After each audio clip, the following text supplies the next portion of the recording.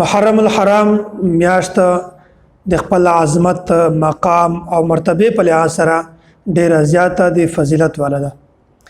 رسول الله صلی الله علیه وسلم د دې میاشت ډیر زیاته فضایل بیان کړي دي او بالخصوص په دې میاشت کې یوم عاشورا د لسم محرم ورځ د دې هم رسول الله صلی الله علیه وسلم ډیر زیات فضایل بیان کړي دي او الله تعالی د ورځې ته یو خاص مقام ورکړی.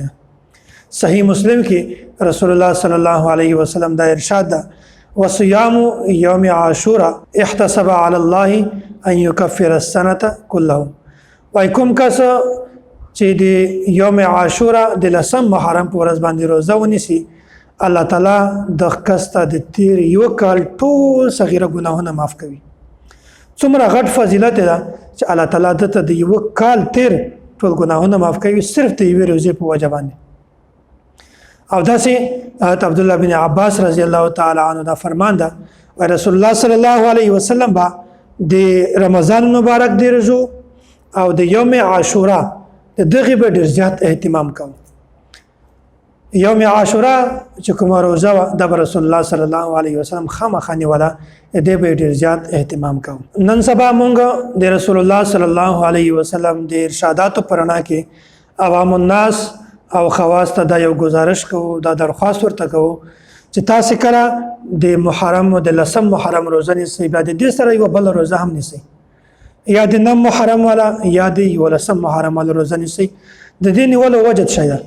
رسول الله صلی الله علیه وسلم چې کله د مکه مکرمه نه مدینه منوره ته هجرت وکړو بیا الته د محرم متعلق خبرې وکړي.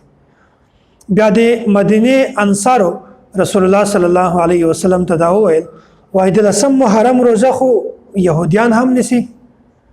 یا په هغه وخت کې نبی علیه الصلاه والسلام دا خبره بیان کړه وای کزه چیرته ژوندۍ وم آینده سال یا مونږ د دغه يهودو مخالفت کوو مونږ به یو روزه زیاتو یا به د نم او لسم محرم روزه نیسو یا به د لسم او د یو لسم محرم روزه نیسو. نبی علیه الصلاه والسلام بالکل صریح فرمان موجود ده صوموا يوم عاشورا وخالفوا فيه اليهود. و تاسو د عاشورې روزه نیسئ او په دې کې تاسو د يهودو مخالفت کوئ. صوموا قبله يوما او بعده يوما. تاسو روزه ونیسئ د لسم محرم نه یو روزه مخکې یا یو روزه ورسته. دغه دا معلومه شوله چې نبی علیه الصلاه والسلام د يهودانو مخالفت کړی. يهوديان به هم د لسم محرم روزه نیوله په دې وجه باندې چې په دې ورځ باندې داسې بني اسرائیل ته د فرعون ازادي ملاو شوی و.